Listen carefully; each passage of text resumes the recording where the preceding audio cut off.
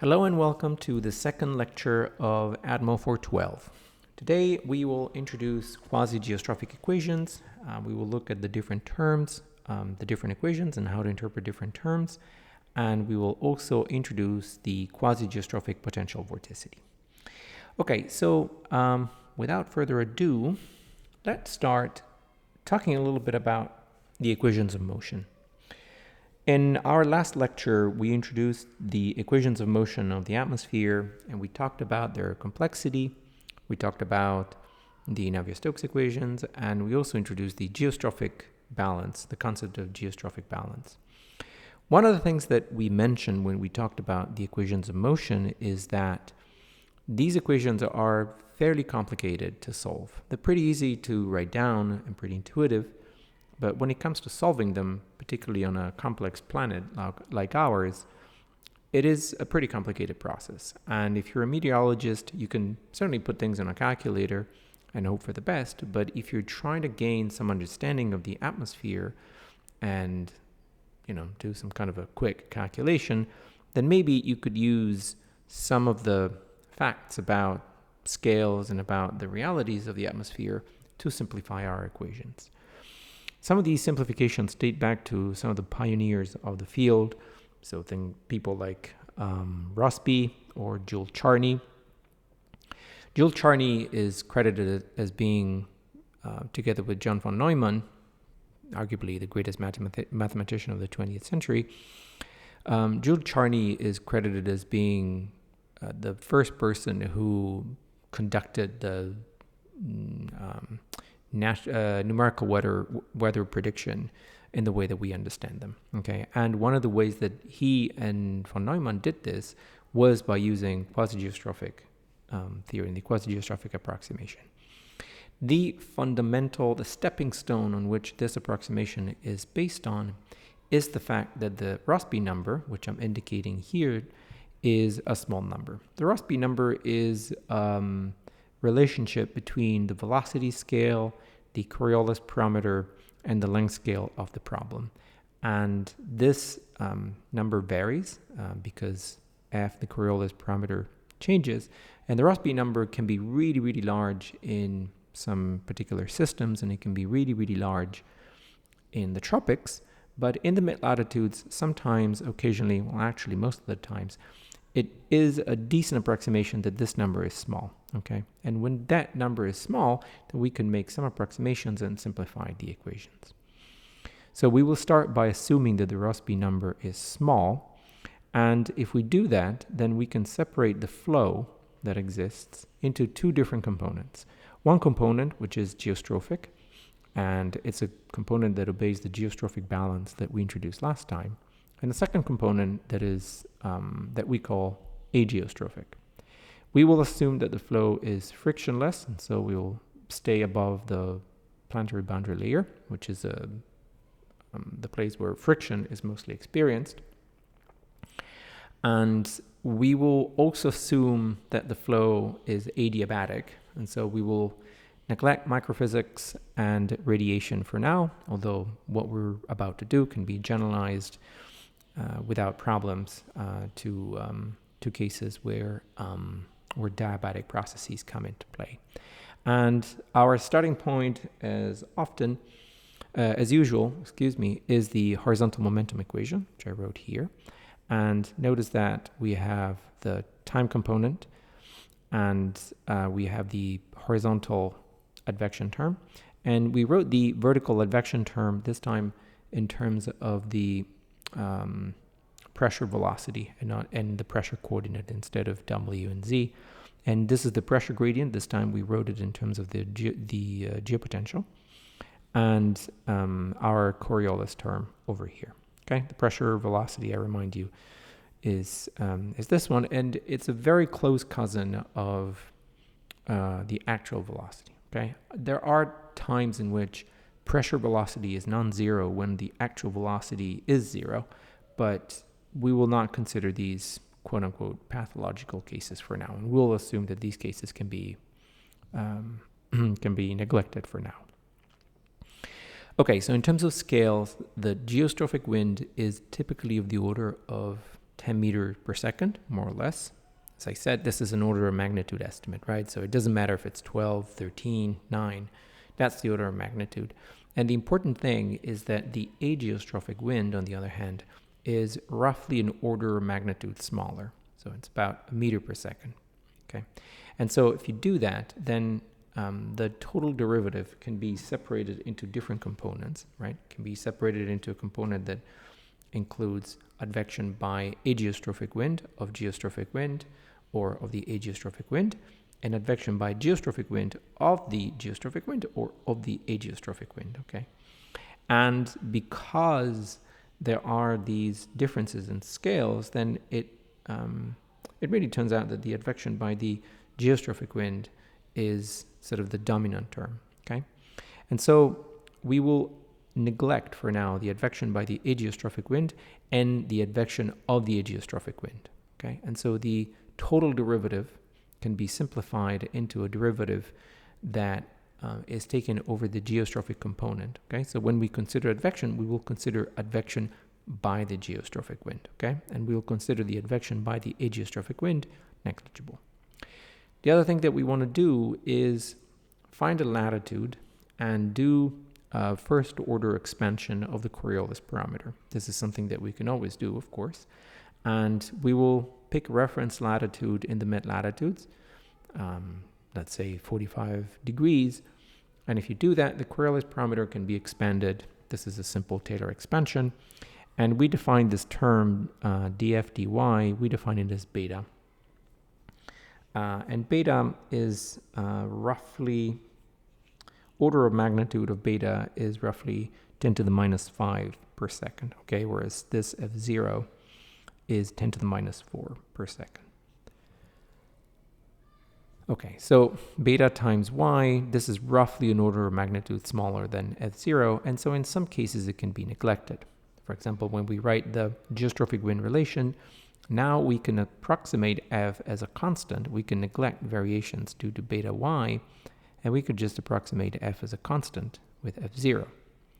And if we do a little bit of algebra and a little bit of scale analysis, then we can rewrite the total derivative of the geostrophic wind as a sum of two components. One component, which depends on f0 and contains the torque of the ageostrophic wind, and another component that depends this time on beta and contains the torque of the geostrophic wind. Okay, so the total derivative of the geostrophic wind depends on two different terms, which is not surprising, but most importantly, it also depends on the ageostrophic component. The ageostrophic component can derive geostrophic wind.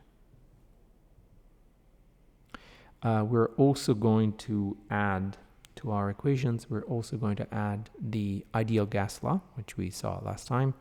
The ideal gas law doesn't really know much about the dynamics, and so we can just write it like this, and it's the same as last time. The continuity equation, if you remember, contained the three components of the wind, U, W, and V. And this time we could break it down also in two different components, a geostrophic wind and an ageostrophic wind. The ageostrophic wind, the continuity equation is pretty simple. It just says that the horizontal convergence is 0, and the ageostrophic wind says that the horizontal convergence of the ageostrophic wind plus the vertical derivative of the pressure velocity must be equal to 0. In case I didn't specify this earlier, and if you don't remember from last time, the geostrophic wind is perfectly horizontal. So the geostrophic wind does not have vertical components, and that's why any pressure velocity is then ascribed to the ageostrophic wind, because by definition the geostrophic wind has no vertical component. So it doesn't mean, in reality, in the approximation we're making, it doesn't mean that the fact that the geostrophic wind is only horizontal doesn't mean that there cannot be any vertical motion. It just means that any vertical motion is due entirely to the ageostrophic component. Okay. And finally, the first principle of thermodynamic or thermodynamic energy equation can be written in this form, where now the total derivative is taken over the geostrophic flow. Okay, this parameter is sigma. We're introducing it now, and this is a parameter that includes different terms, and it's related to the stability of the atmosphere. Okay.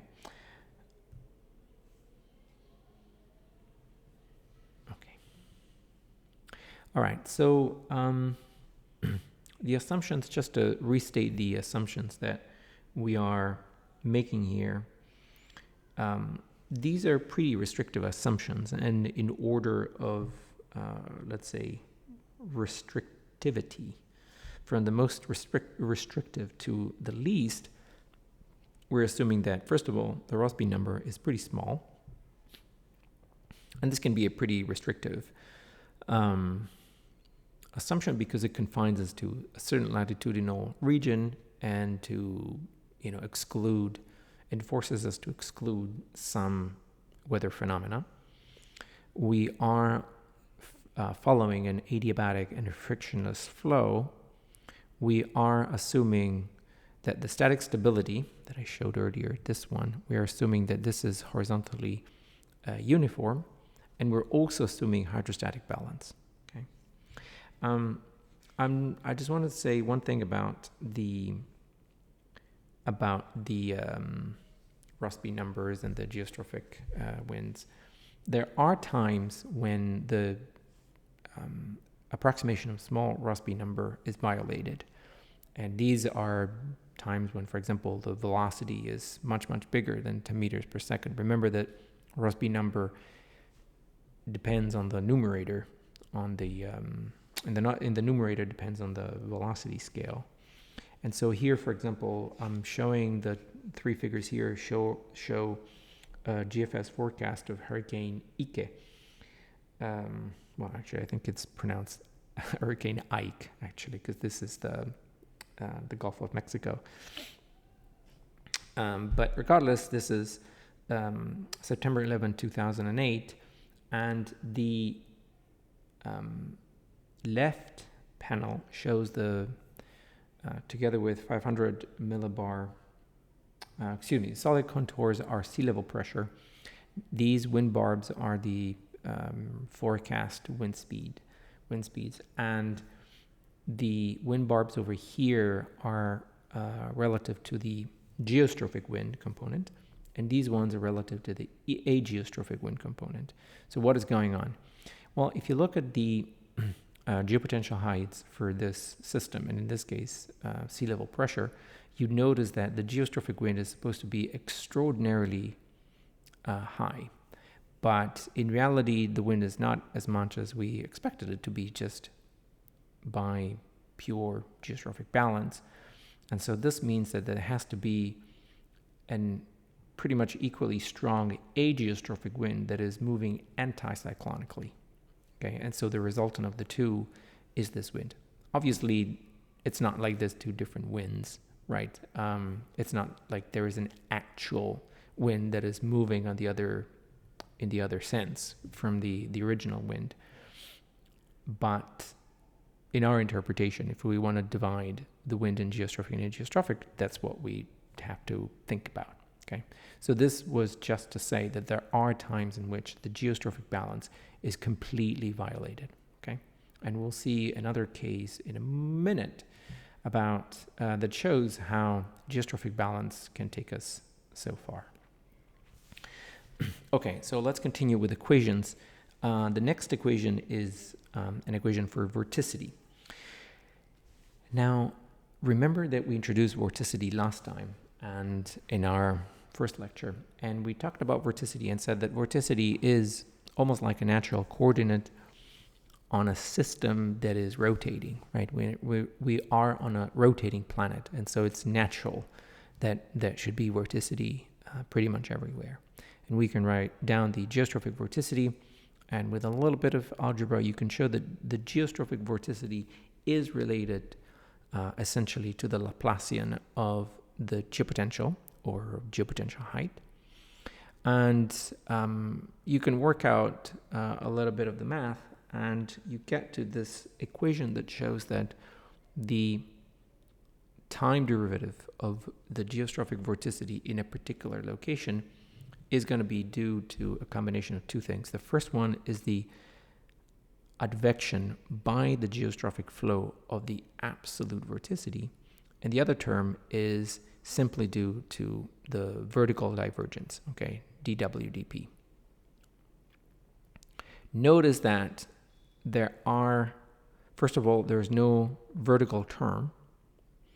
There's no vertical component of vorticity, and we don't have any ageostrophic advection, which is consistent with our assumptions. There's no tilting, and there's also no frictional terms, okay? So this is completely consistent with QG approximations that we introduced. Okay, so now we get to the important equations of the QG framework. The first equation is typically called QG omega equation. This is a diagnostic equation and is used essentially to give us some ideas of what the vertical velocity would be given the distribution of geopotential and of the resulting geostrophic flow. Okay, we're not going to go through the derivation, so please trust me that this is the equation, and I will not ask you to derive this equation in any way, shape, or form. If you are curious on how this can be derived, you can always look at the textbook, and I strongly recommend you to do so. But this is the equation, and we want to focus on this equation. This looks a little bit daunting, okay? It's not a particularly simple or a particularly elegant equation for that matter. But if we just look at it for a moment, then we can break down the different terms and we can try and gain some understanding of what is going on. First of all, the left-hand side contains the unknown in this case, which is omega. And this contains this horizontal Laplacian plus a term that is proportional to the vertical, to the second derivative in the vertical direction. So this modulo some f0 naught divided by sigma, this is a Laplacian, a three-dimensional Laplacian, okay? And in most cases, the 3D Laplacian can be approximated with a simple minus sign. Okay, so if you assume that omega has some kind of sinusoidal behavior, then the Laplacian is simply, a minus sign. So when you look at this, just think about a minus sign. The right-hand side contain two terms, and these look, again, they contain a lot of derivatives, but let's take a look. Let's take a look at the blue term, and yeah, there's some f0 divided by sigma, but whatever. These are just factors, and universe exists modulo factors, so let's not focus on these. This contains a vertical derivative of what? This couple Vg dot gradient, this is an advection term, okay? And an advection term of what? Laplacian of the geopotential plus the planetary vorticity. Okay, remember that if we go back up, this one here is simply the geostrophic vorticity. So this is an advection of vorticity, okay, by the geostrophic wind.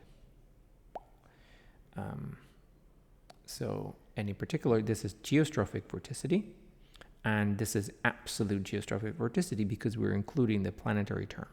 So this is advection of absolute geostrophic vorticity by the geostrophic wind. The fact that there is a vertical derivative tells us that what matters here, it's not really the absolute value of the geostrophic vorticity advection, but it's the differential vorticity advection. Okay, so it's how much you advect higher up compared to what you advect at a lower altitude. Okay, so the first term that dictates vertical velocity in our QG approximation is the differential vorticity advection. Okay. The second term that we see here in green Okay, first thing we encounter is a Laplacian. And the Laplacian, again, we can forget about the Laplacian. Just think of it as a minus sign, if you will, okay? Just like we did for here. And this is Vg, again, dot something. So this is an advection term. And d phi dp, this is simply a thermal term. If we go back a few slides, remember this d phi dp, this was simply 1 over the density. So it's something that is proportional to the temperature and inversely proportional to the pressure, okay? Sorry, keep going back and forth, but just to give you an idea. So this is some thermal term, and this is a thermal advection. It's not differential because there's no ddp, but this is simply a thermal advection term, okay? So blue term, if we have cyclonic vorticity, if there's greater cyclonic vorticity aloft than there is at the surface, then we're going to have some ascent, okay? If, on the other hand, we have some warm advection at some point, again, we're going to have ascent, okay? So, summarize, the forcing for ascent is a combination of differential vorticity advection and the Laplacian of temperature advection. If we have cyclonic vorticity advection or let's say warm advection, then we're going to have then this will be consistent with ascent in a particular region. If, on the other hand, we have anticyclonic vorticity advection and we have cold advection, then we're going to have descent in a region, okay? Always keep in mind that this is really sort of a rule of thumb qualitative understanding, right? We are neglecting many processes. We're neglecting friction, we're neglecting orography, we're neglecting a ton of things.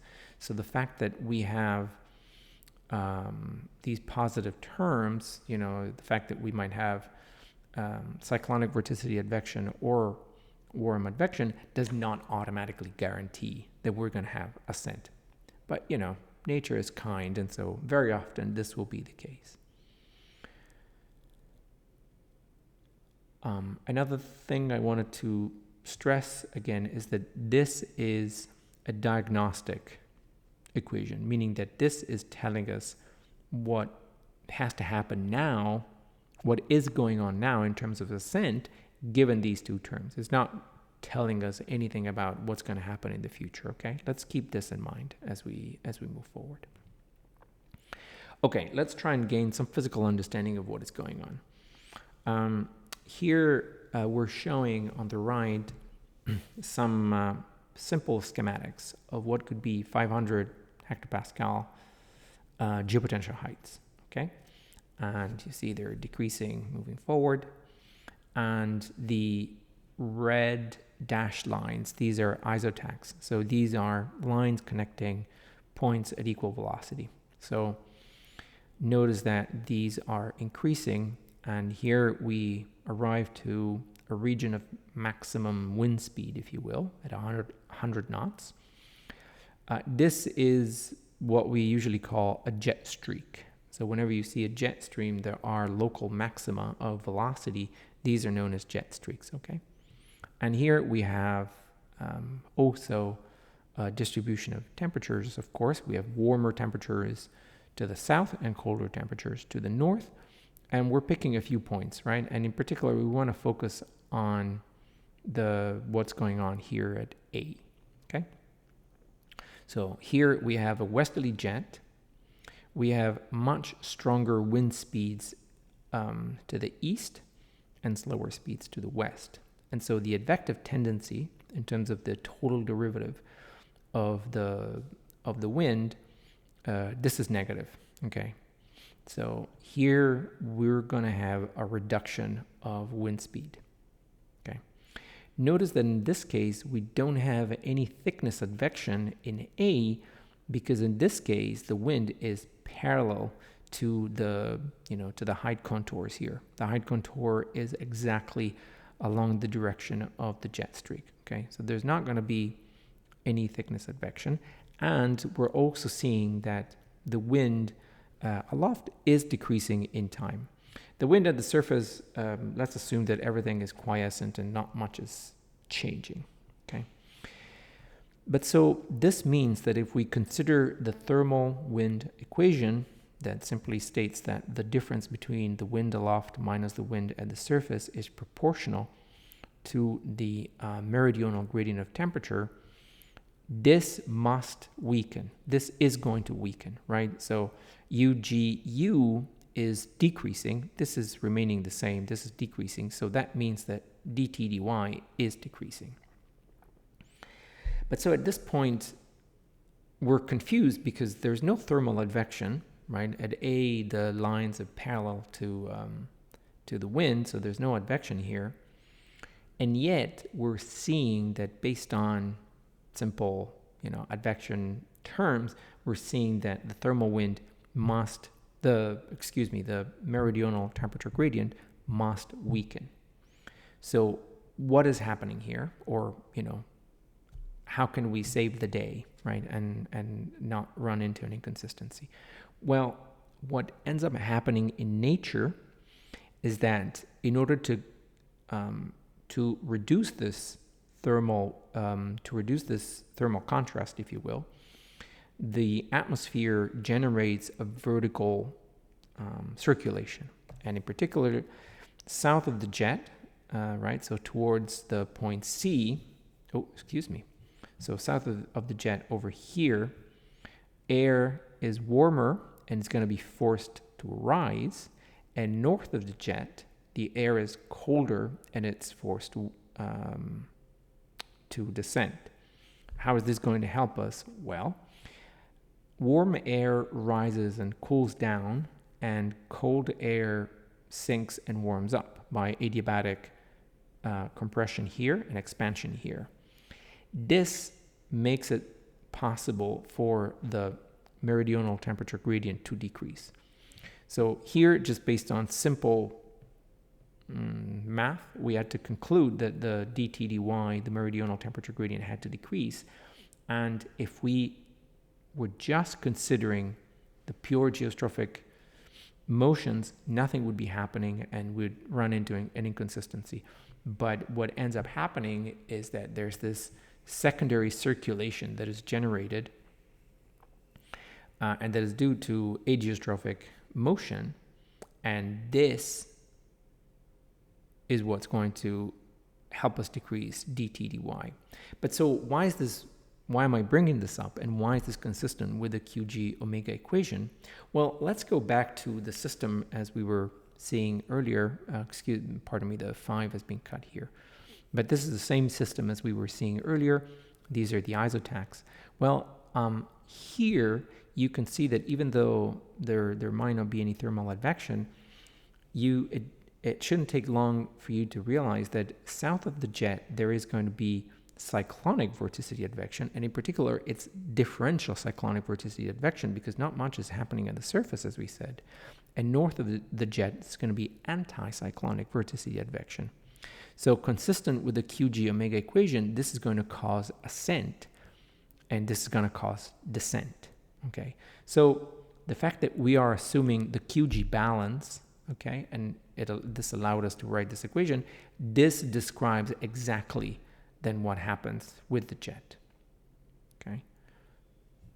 So just to reiterate, so we started from here, we said the jet here, the wind must decrease in time, the wind velocity must decrease in time here, and the only thing that can help us maintain thermal wind balance is this weird ageostrophic component, and this is exactly what is brought about. This is exactly what arises in a consistent fashion to the QG equations, okay?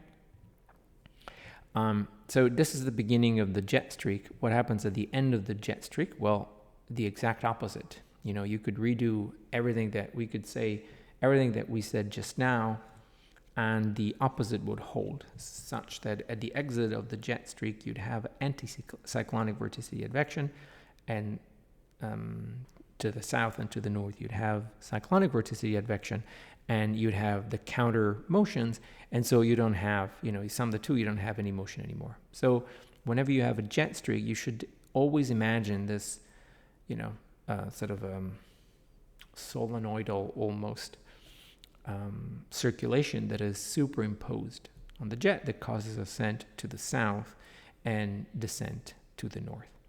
Okay,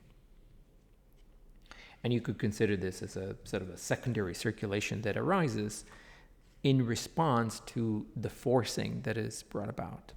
Okay, we can now see some examples. This is some analysis from again September 2008. This is at about the same, just one day earlier than the Hurricane Ike that we saw earlier. Here we're seeing 3 points A, B, and C, and the solid contours are 500 hectopascal geopotential heights, and we're seeing wind barbs that are superimposed, and we're seeing absolute vorticity shaded, okay, and the scale of absolute vorticity shown here. Notice that here we have, in B, we have a really high value of cyclonic vorticity, and much lower value here and much lower value here. And if you look at wind barbs, the wind is westerly, right, as you'd expected. So we expect that C is advecting a lot of cyclonic vorticity, and A is, let's say, exporting cyclonic vorticity. So A is advecting anticyclonic vorticity, if you will. And in fact, if we look at the vorticity advection terms, strongly positive term over C. So here there's a strong cyclonic vorticity advection, and here in A there's a strong anticyclonic vorticity advection. And we're lucky in this case that, again, nothing much was happening on the surface, and so here you'd expect ascent and you'd expect descent over here.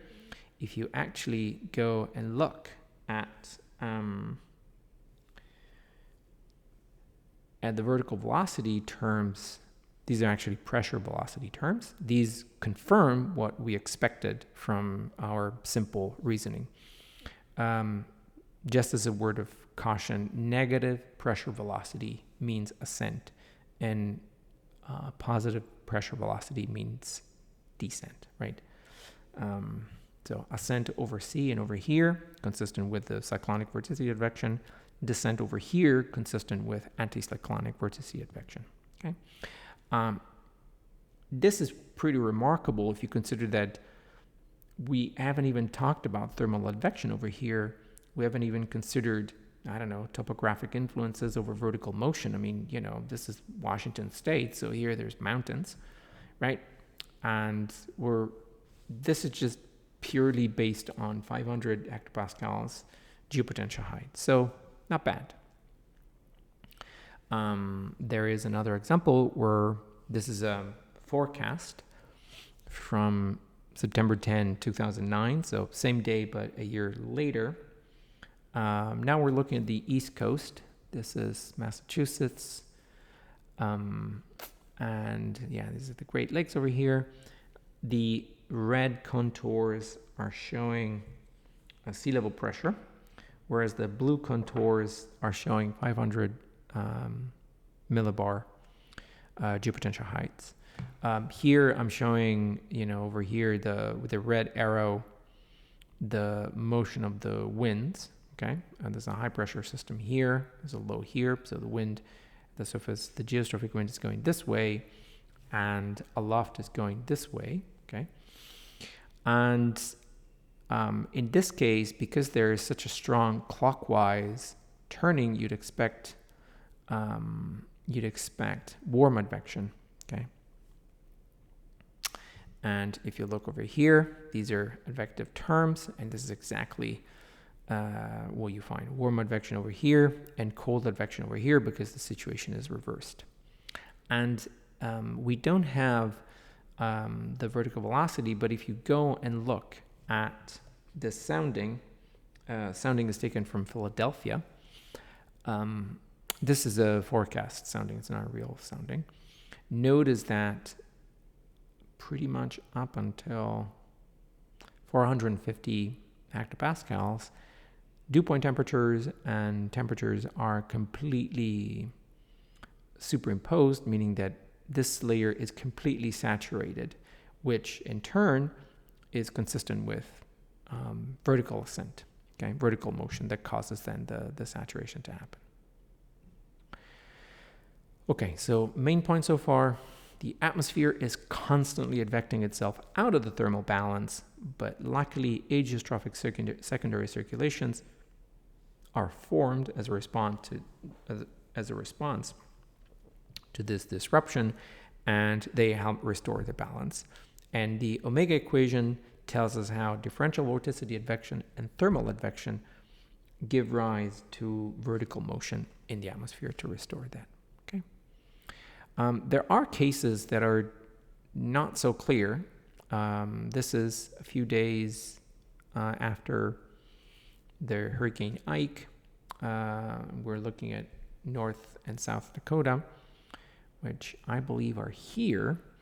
And in this case, we have an upper level trough. Blue colors are showing 500 hectopascals geopotential height, dashed red lines, sea level pressure.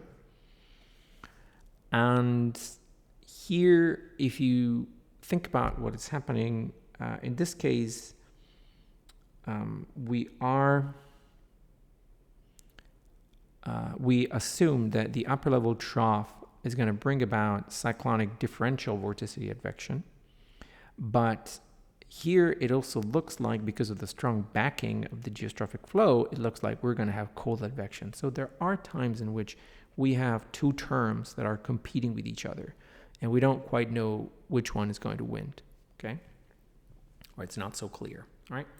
In this case, we can introduce a new diagnostic term, a new diagnostic tool, that could help us. And this tool is the Q vector. So the Q vector is defined as a vector that satisfies this equation. So this is the left-hand side of the QG omega equation. And the Q vector is such that its convergence equals this left-hand side. And if you write this down in proper math and you work everything out, then you must come to the conclusion that the two components of the vector Q1 and Q2 must be equal to these terms, okay? So this tells us that, again, if you assume that the Laplacian over here is roughly a minus sign and the minus sign cancels with this, we have ascent whenever the Q vector converges, and we have descent whenever the Q vector diverges. And in this case, we can always compute the Q vector, and there are software programs that allow us to do this, right? So when in doubt, you can always try and think about the Q vector and what the Q vector would do, and this would introduce a new tool that you could also look at with a sort of a graphical perspective, okay? This is a simple case of what you might find where you have a northerly, southerly, low-level jet, and you have a meridional temperature gradient. Again, here you can estimate the temperature gradient is meridional, so these two terms are, they don't exist, and the jet is just, is simply a zonal jet, so there's no dvg dy, so the only term is this one. And here you can compute that there's convergence over here and divergence over here, and so ascent in this region and descent in this region, okay? So whenever you're in doubt, you can always compute this Q vector. Might be a little difficult, but again, you can always assist yourself with a little bit of computations, and computing this vector is not hard. Just a matter of enforcing these definitions, and these are just simple derivatives, so it's not, it's not rocket science. And if you do that, then in this case, you'd find that in the case that I was indicating earlier, these are the Q vectors. Notice that there's a really strong Q vector convergence over here, and really strong divergence over here, convergence over here, divergence over here. So in the case that we were examining earlier, the differential vorticity advection was indeed the dominant forcing term, okay, because we had we could not see this just by considering the two terms, but if you aid yourself with a Q vector, then no problem. Okay, so the next thing I wanted to talk about today is the so-called high tendency equation. So we derived the QG omega equation. Well, we actually didn't derive it, but we looked at the QG omega equation and we said this equation is a diagnostic equation. So you take a look at the differential vorticity advection term and the thermal advection term, and this tells us something about the velocity right now. But can we derive an equation that tells us what's going to happen next? So a prognostic equation. We're not going to go through the derivation through the math, but the answer to this question is obviously yes. And this equation is known as the QG high tendency equation. And the main variable for this is this chi variable. Chi is simply d phi a dt, nothing complicated. And again, we have a left-hand side that looks pretty complicated, but it's really just a 3D Laplacian that is operating on chi. So you could just think of this as a very fancy minus term, if that makes things any easier. And here we have two different terms. Notice that the juice of these two terms is exactly the same as the two terms in the omega equation. What changes is the shell. So here we still have absolute geostrophic vorticity over here, advected by the geostrophic wind, but notice that there's no differential anymore, no DDP anymore. And the DDP, for whatever reason, jumped on this term, which again, it's the advection of this thermal term over here. So the high tendency now is given by absolute, if you will, vorticity advection. So no more differential anymore, and differential thickness advection. Okay, so you just have to swap the differentials and you're good to go. Okay. So this tells us, for example, that if we have a situation like this where we have 500 hectopascal geopotential heights, this is a term where we have, let's say, a vorticity maximum. And this tells us that to the east of this, the heights are going to fall, and to the left, the heights are going to rise.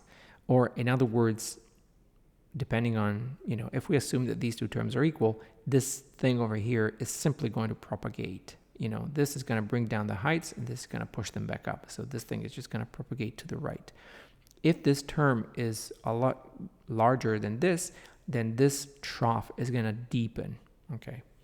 And vice versa, if this is smaller than this, then the trough is going to resolve itself. Okay. Okay, so, and in fact, one of the tricks that we can, that we learn by looking at all these situations is, let's say that there's a situation where there's a trough over here. It's overshadowed by this, but let's say that there's a trough over here. And let's say that there's a jet streak to the west of the trough, okay? So in this case, you can show that here we have a maximum of cyclonic vorticity advection, okay? And a situation here where the jet streak is to the east of the trough, okay? So the maximum cyclonic vorticity is to the east of the trough. Well, thanks to the high tendency equation, you can show that this is what we call a digging trough. So this trough is going to get worse and worse. So it's going to deepen, it's going to come down. And this trough, on the other hand, is going to resolve itself.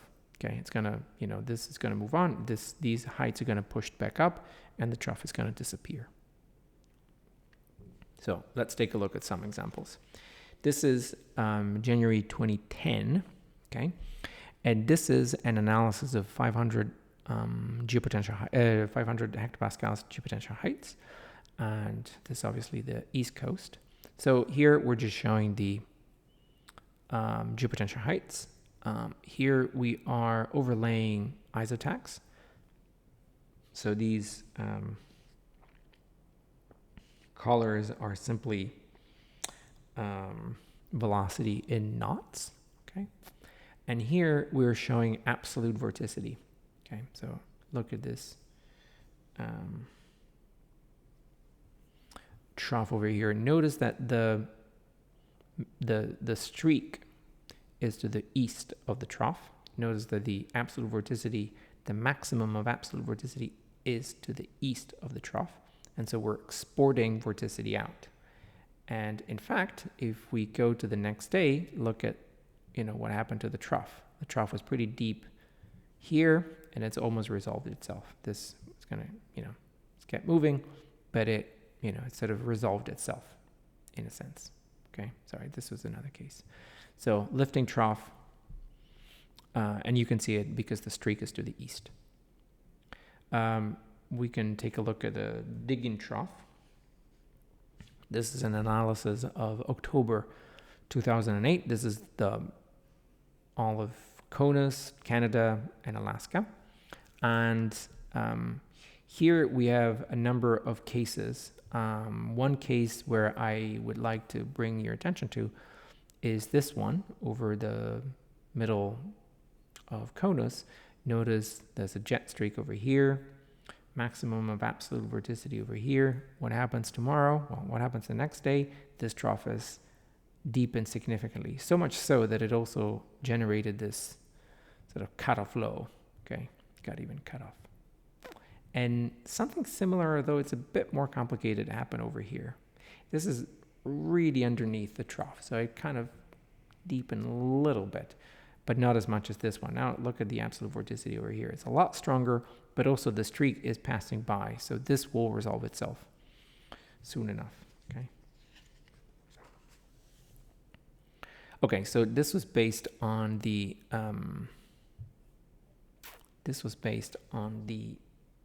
vorticity advection. In terms of the thermal advection, why is the differential so important over here? Well, think about what happens in the atmosphere if we have some kind of warm advection maximum. Then the heights rise both above the level of maximum warming and below, because this layer where there's some kind of a thermal maximum is expanding. So both of them are expanding. And vice versa, if we have a cold advection, the two heights are going to shrink. Okay. And so that's why we're thinking about differential. That's why the differential is important, because this is happening at different heights. These are processes that affect different heights in the atmosphere. And the warm advection to the east is associated with pressure falls in the lower troposphere. Okay, and vice versa. When you have cold advection, this is typically associated with rises in pressure. An example of how this works. This is a GFS forecast that is for end of October 26, 2009. And I'm highlighting this region over here, Washington State and Canada. As always, dashed red line are sea level pressure. Continuous lines are 500 geopotential heights, 500 hectopascal geopotential heights. And over here, we have backing, okay? You can quickly determine that. And backing means that we're going to have cold advection, okay? And notice how this is 0 hours. This is 18 hours. Notice that the trough is digging. This is after 42 hours. Look at what happened to this trough, okay? So the heights definitely decreased over here because of the cold advection, okay? Once again, it starts like this, and then Obviously, it moves a little bit to the right. This is what you'd expect, but notice that it's deepening and deepening. And this is a cross-section that is showing the temperature advection, this system. So far, we've assumed that all these processes are adiabatic. In reality, that's not a good approximation because diabatic processes like radiation and microphysics are important and do play a role. That's not a problem, however, and you can rewrite the equations and you can add the diabatic terms. They complicate things a little bit, but the story is not that much different from what we started from. Okay, so the two terms are going to be the dominant terms, and they're the most important terms that we want to keep in mind. Another thing that we want to introduce today that will play a role later on in this course, but for now we just want to introduce it, is that you can show that if you pack together the absolute geostrophic vorticity, so relative geostrophic vorticity, planetary vorticity, and also this differential thermal term, okay, then this is a term that is conserved on flows that are adiabatic, frictionless, and geostrophic. Okay, this is known as the QGPV, or quasi-geostrophic potential vorticity, and it's a really powerful term because, well, first of all, we love conserved variables. That, you should get this message by now, but also because if you take a map of QGPV, this can be broken down in many different pieces that are dynamically relevant, and through a simple inversion, we can learn a whole lot about what happens in the atmosphere. So I'm just going to put it out here. We'll come back to this later on, but just know that this is QGPV and it's conserved over adiabatic, frictionless, and geostrophic flows. Okay. All right. So let's talk a little bit about energy. Okay. So far, we've only talked about momentum and a little bit of thermodynamics. Energy can be also a powerful lens through which we can understand weather systems. Okay. And in particular, not energy so much as the exchange of energy between different systems and the conversion of energy, for example, from kinetic terms to potential terms, or vice versa, from potential terms to kinetic terms.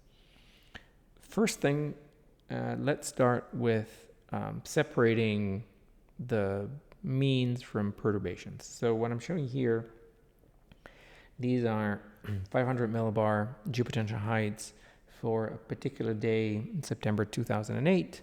This is the entire northern hemisphere, more or less. And yeah, you can see all the different lines. There's a few lows propagating, but this is by and large what you would expect. So let's compute the zone leverage of this. This is the zone leverage. And it's a zonal average, so you'd expect it to be zonally symmetric. This, we don't even need to say this. And now subtract this to this, and if you do this operation, you get to this.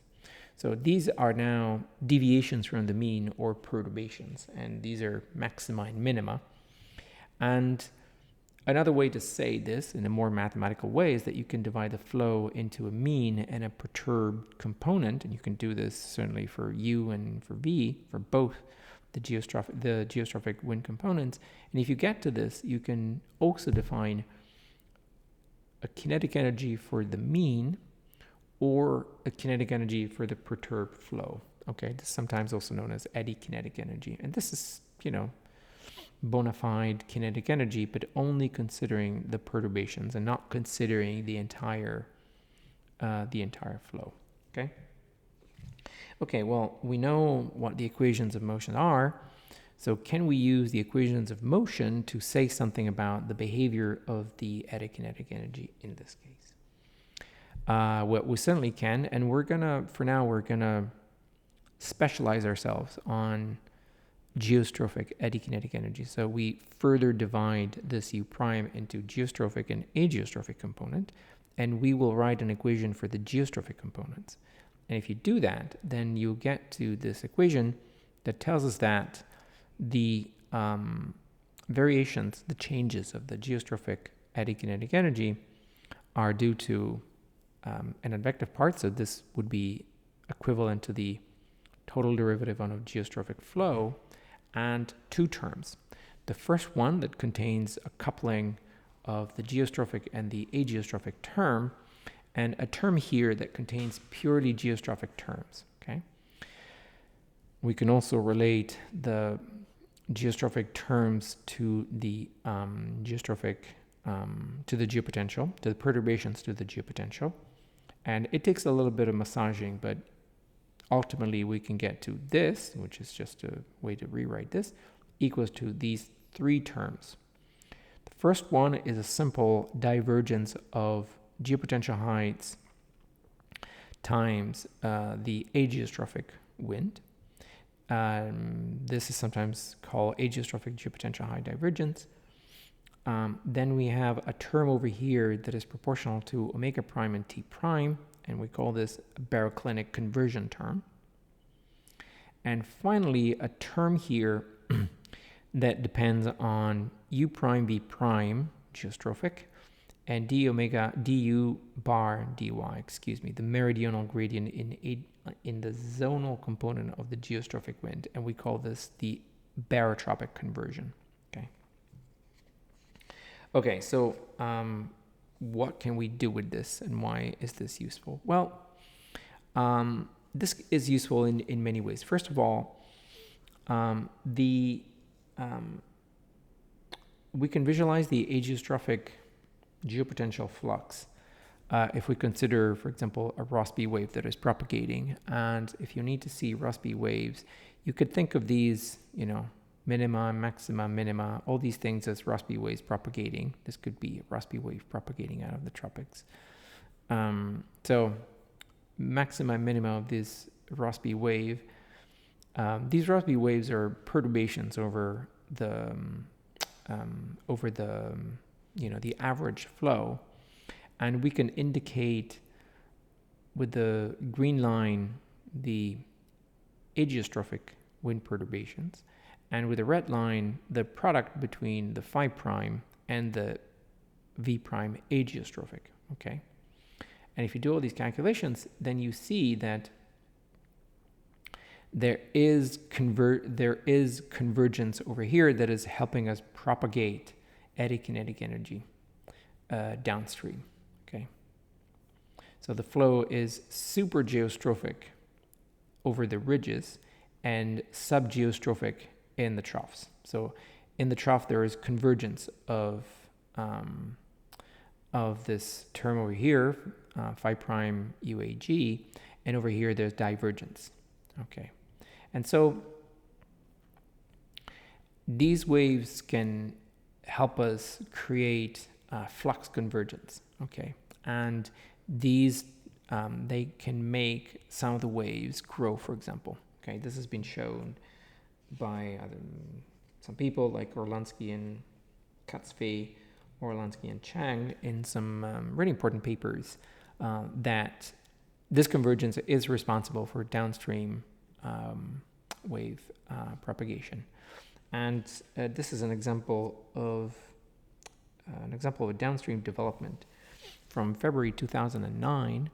And the continuous lines, as usual, these are 500 millibar geopotential heights, and the arrows are showing these are ageostrophic wind vectors, and this is ageostrophic geopotential flux. So the product between phi prime and u ageostrophic prime. Okay, and so here you can see that there is convergence in some of these points.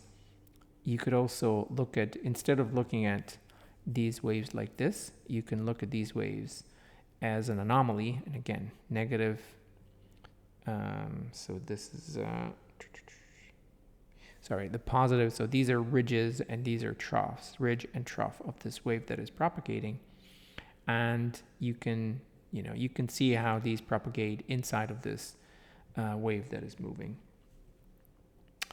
And this is related to the flux of the ageostrophic geopotential high divergence over here. Okay.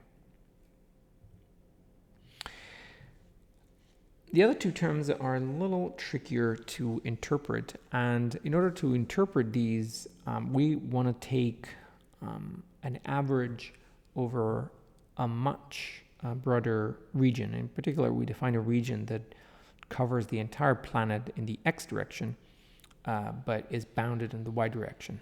Okay, so you could think of this as an average over a latitudinal band, and if you do that, then you can take a simple integral, and the flux term you can show that is 0 because we're periodic in x, and we're keeping the band large enough that there will be no fluxes in or out of the band.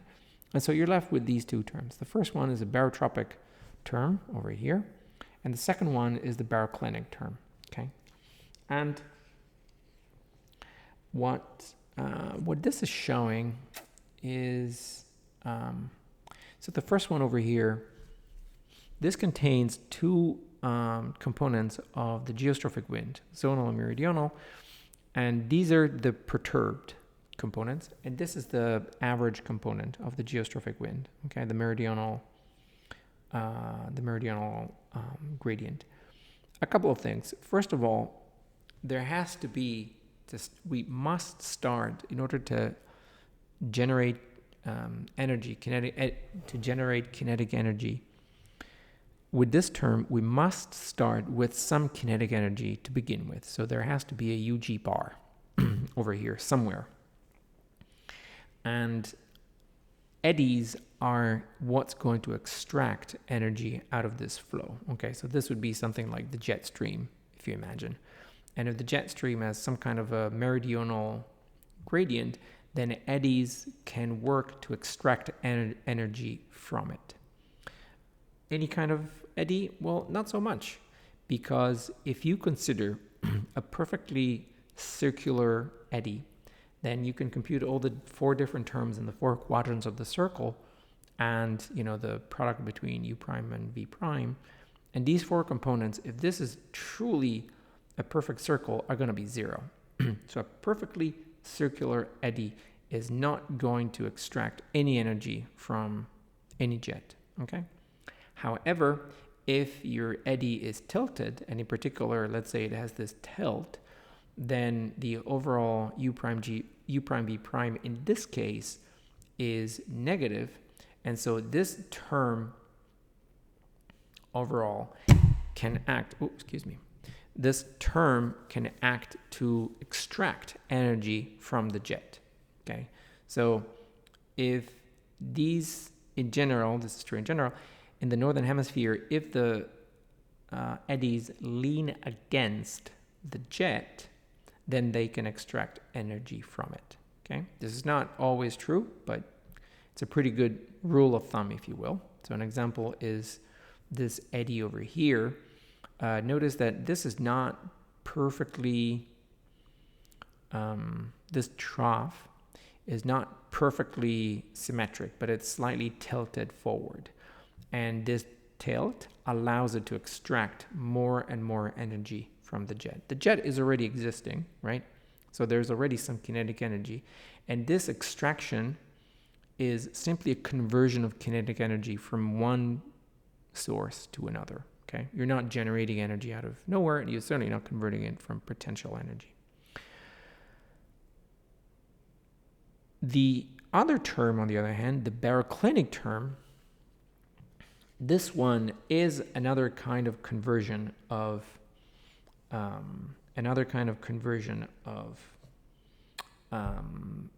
energy, and you can show that the this term. We go back to this equation. This term over here is proportional to W prime T prime. So this is a vertical heat flux, essentially. So if there is some kind of a temperature anomaly and some kind of vertical velocity, this can extract energy. This can create energy. Well, excuse me, not create energy. This can convert energy, okay? And this is the generation of kinetic energy, provided that there is some kind of potential energy. And so you could think of this as what happens if you start with two fluids with different characteristics, okay? One heavier, one more dense than the other. And let's say that you put them in a box and they're separated by, some kind of membrane. When you remove the membrane, the denser fluid will go underneath the more rarefied fluid. And what happens in this process is that the center of gravity of the system is lowered. Okay, so the system essentially goes from a state of higher potential energy to a state of lower potential energy. Okay. And the way it does so is by converting the additional potential energy into kinetic energy, because these fluids are moving now. And these kinetic energies are now either dissipated or, they turn into some kind of potential energy. So it's something similar that's happening in the atmosphere, where you might have fluids of different thermal characteristics, and if things align and go well, then the potential energy can be turned into some kind of kinetic energy, and this will allow the system to reach a new low. Okay. So an example of this that we'll see is the mid-latitude cyclone, where we have warm air that is rising and cold air is sinking. So it's something similar to the simple system with a membrane that I just explained. And as it turns out, this energy conversion is pretty important for the mid-latitudes. And that's why usually whenever we have strong thermal contrasts, that's where we expect pretty strong mid-latitude cyclones. We're not going to talk about mid-latitude cyclones now, but let's keep this in mind for when we'll get to talk about extratropical cyclones in a few classes. Well, this concludes what I had to say about the quasi-geostrophic equations. Hopefully this was clear, and I'm assuming you probably saw this already in other classes.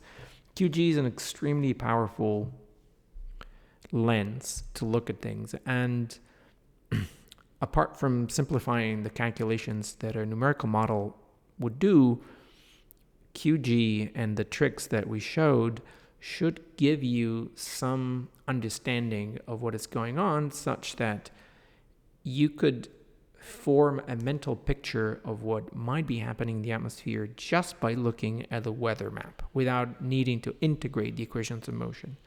If you were just staring at Navier-Stokes equations, then there's no way that you could gain some insight looking at some kind of a synoptic chart, right? If you were to look at 500 millibar geopotential heights, there isn't really much that you could learn from Navier-Stokes equations alone.